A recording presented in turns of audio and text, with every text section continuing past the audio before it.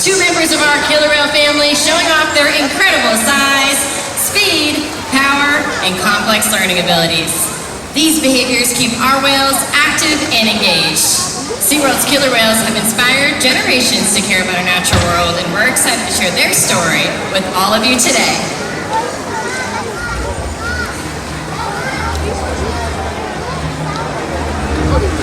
Killer whales are the ocean's top predator. They use cooperation and communication, not just size and strength, to take their place at the top of the ocean's food web. At the bottom are small animals, like krill. At the top, the apex predator, the killer whale.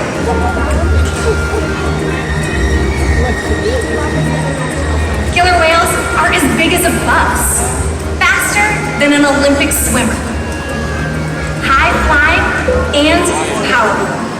We're going to see all that and more. These behaviors contribute to an environment that is full of enrichment. We spend days, weeks, months, and years building relationships with our whales. This creates trust, and that allows us to do some amazing things. For example, when you visit the doctor, you present your arm to draw blood, or step on the scale to see how much you weigh. It's much the same with our whales. Today, you'll see our whales moving together in unison. These synchronized behaviors help strengthen social bonds and enable them to problem solve as a group. It is working together as a team that makes these animals the ocean's top predator. Scientifically, we know them as Orca, but you may commonly know them as killer whales. And here at SeaWorld, we like to call them Katina, Nalani, Malia, Trua and Makaio, our killer whale family. Makaio is the youngest whale at just 14 years old, and the oldest is Makaio's mother, Katina, the matriarch or leader of our pod.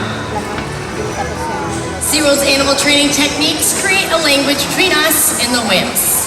It's a language of learning through positive reinforcement, encouragement, commitment, and care. Through these techniques and our relationships, the whales learn to trust us. They even learn to take an active role in their very own health and well-being. In fact, one of the first husbandry or healthcare behaviors that we train is a position in which we would ask for a voluntary blood sample, just like this. We ask the whales to roll ventrally or upside down and present us with their tail flukes. Not only does this give us a great look at their entire bodies, but it also gives us access to the blood vessels, which can be easily seen on the white undersides of those tail flukes. Our veterinarians will collect a blood sample at least once a month, and our whales are trained to remain calm and relaxed throughout the procedure. And as trainers, we're always massaging or rubbing down the whales, whether it be on their backs, those pectoral flippers, or their tail flukes. The whales have very sensitive skin, and this is just one way that we can reward them for remaining calm during procedures like this. But it's also a great way for us to strengthen our relationships with our whales. But blood samples are just one important diagnostic to ensure that our animals are staying healthy. Another important one is weighing our whales. And we're able to weigh our whales by asking them to slide their bodies all the way up and out of the water, but onto a giant killer whale size scale we have located in one of our adjacent habitats. In just a moment, when our animals come into the slideout area, you'll notice the portion on their back, down to their tail flukes, is still in the water. That is the powerhouse of the killer whale, and it is called the peduncle. It is very muscular and very heavy. In fact, all natural athletic behavior seen in all killer whales is the ability to lift that portion of their body with such force they can completely turn around before re-entering the water. So, in order to get an accurate weight, we ask them to raise that tail up and out of the water. Just like that, training this posture enables us to ensure accuracy. So we know that our younger whales are growing properly and that our older whales are maintaining a healthy weight. And the care isn't just physical. Mental stimulation and play are vital, and we surprise and engage with our whales at every opportunity. Play is how killer whales teach their young to hunt, and for the adults, play is important too. It seems that they just enjoy having fun. Making time for play is an important part of life for killer whales, and for us. Hey everybody, I'm over here on the left side of the stadium, down by the glass. Did you know that killer whales love to play? They actually learn a lot by playing, and through mimicry and And we're gonna put that to the test today with Makaio. And everybody on this side of the stadium, are you ready to have some fun? All right, stand up for me. You guys are gonna be our leaders. Now killer whales learn important survival skills from their mothers and other whales by playing games of follow the leader. And on the count of 3, you all are gonna spin in a circle 2 times and then stop. Are you ready? 1, 2, 3, spin.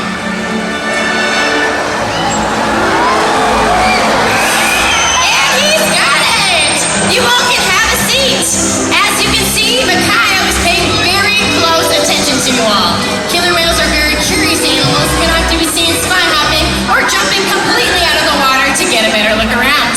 And Makaio is going to demonstrate that for us all right here at center stage. Give him a great big cheer. All right, everybody on the other side, on your feet. We have an even bigger jump planned.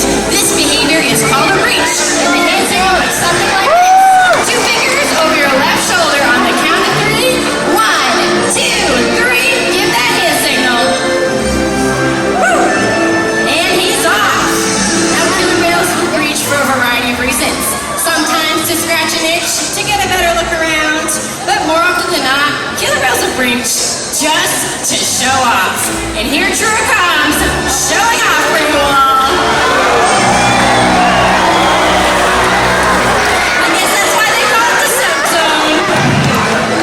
Let's hear for Trua, Makaio, and all of you.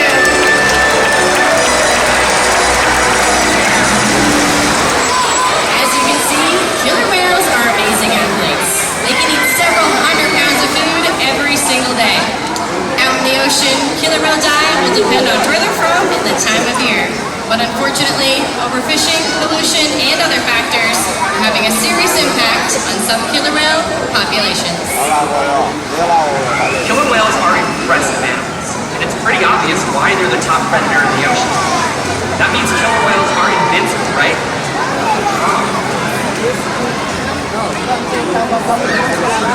Killer whales depend on a plentiful food source and a clean environment. They're completely dominant, yet completely dependent. When it comes down to it, killer whales are not the most powerful animal in the ocean.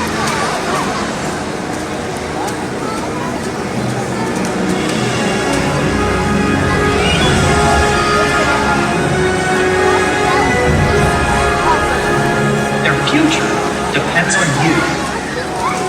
Through your actions. Through the choices we all make. We hold the future of killer whales and the oceans in our hands. Killer whales continue to surprise and amaze us.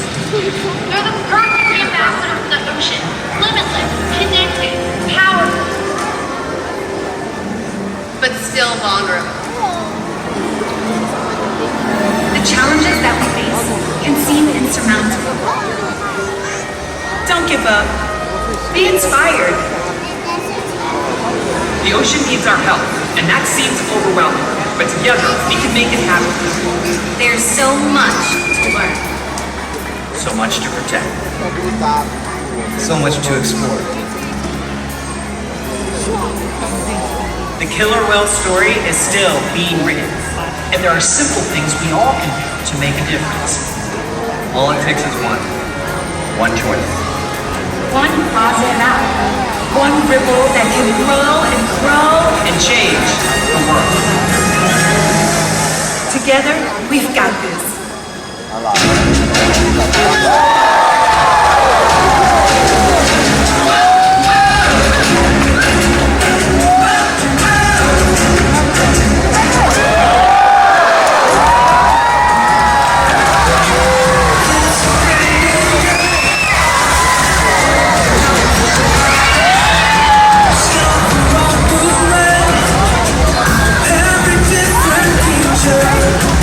Beautiful, unique. It's kind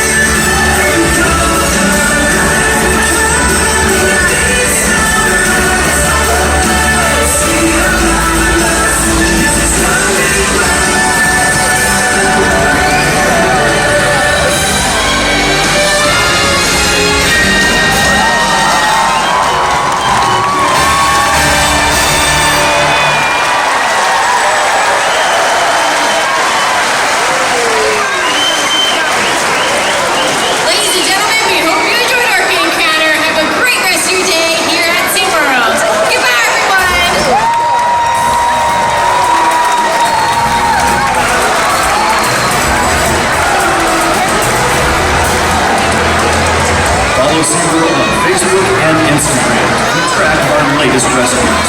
Find out more about the animals in our pool. Thanks again, everyone, and we hope